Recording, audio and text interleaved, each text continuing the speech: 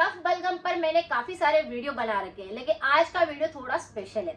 यानी मल के अंदर से बलगम निकल रहा है तो उसको किस तरह से पहचाने और उसके लिए कौन सी रेमेडी अप्लाई करें जो कि मल के अंदर अगर बलगम निकल रहा है तो वह बिल्कुल सही हो जाए। पहले ये किसी को पता नहीं चलता है कि मल के अंदर बलगम निकल रहा है, तो ये किस तरह से निकलता है। जैसे कि दो तरीके हैं। अगर आपको मरोड़ लगकर पेट दुख करके और अगर आपको मल निकल रहा है और उसके अंदर कुछ चिपका हुआ सा सफेद द्रव्य आपको दिखाई दे रहा है, यानी वही कफ बलगम है।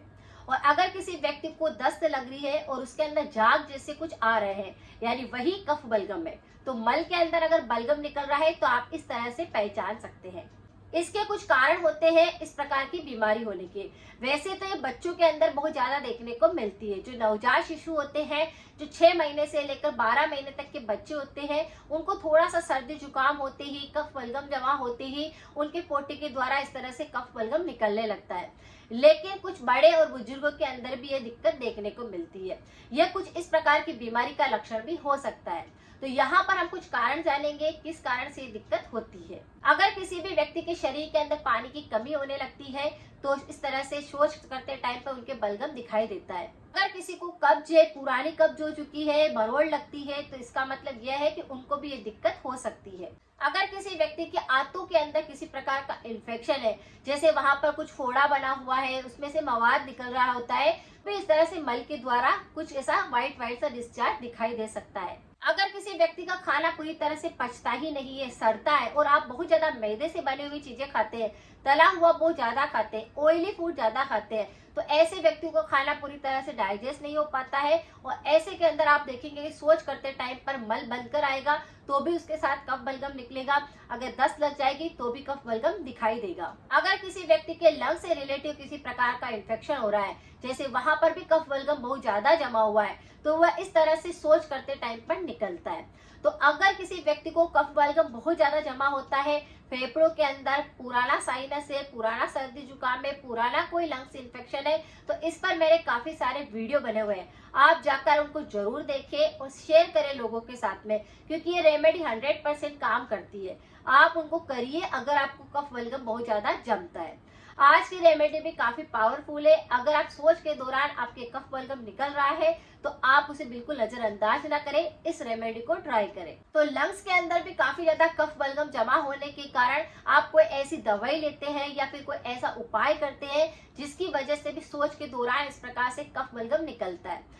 यह कफ बलगम अगर थोड़ी सी मात्रा के अंदर निकलता है तो कोई दिक्कत पैदा नहीं करता है, लेकिन ये कई बार ज्यादा मात्रा के अंदर निकलने लगता है तो शरीर पूरी तरह से कमजोर होने लगता है, पेट के अंदर दर्द महसूस होता है, कई बार उल्टी ऐसा होने लगता है, बुखार आने लगती है और मल के साथ में खून भी दिखाई देता है। तो अगर आपको इस प्रकार से कोई लक्षण और भी दिखाई दे रहे हैं तो आपको उसे नजरअंदाज नहीं करना है।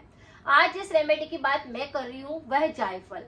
जायफल सर्दी जुकाम को बिल्कुल सही करता है, कफ बलगम को बिल्कुल साफ करता है, पाचन क्रिया को मजबूत बनाता है, पेट की मरोड़ को बिल्कुल सही करता है, अगर आपको कब्ज रहती है तो उसको भी बिल्कुल सही करता है।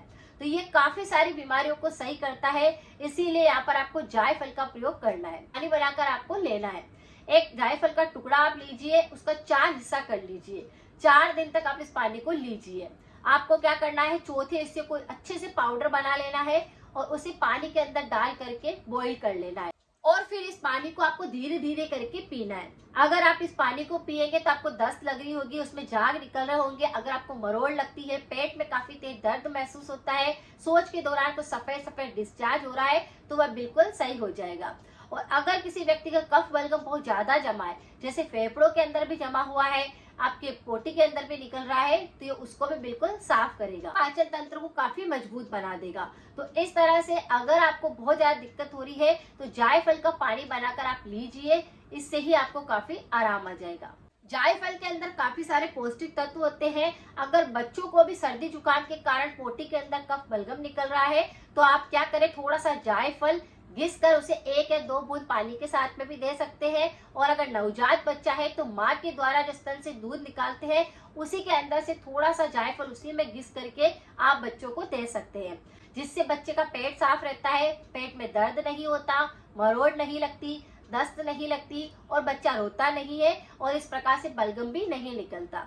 तो इस तरह से ये रेमेडी काफी पावरफुल है। जायफल का प्रयोग आप यहाँ पर कर सकते हैं। इसमें काफी सारे एंटीऑक्सीडेंट होते हैं और इनमें एंटी पौष्टिक तत्व होते हैं जो काफी सारे फाइबर होने की वजह से ये आपके पेट को पूरी तरह से सही करता है, पाचन तंत्र को मजबूत बनाता है। तो इस तरह से आप ये उपाय कर सकते हैं।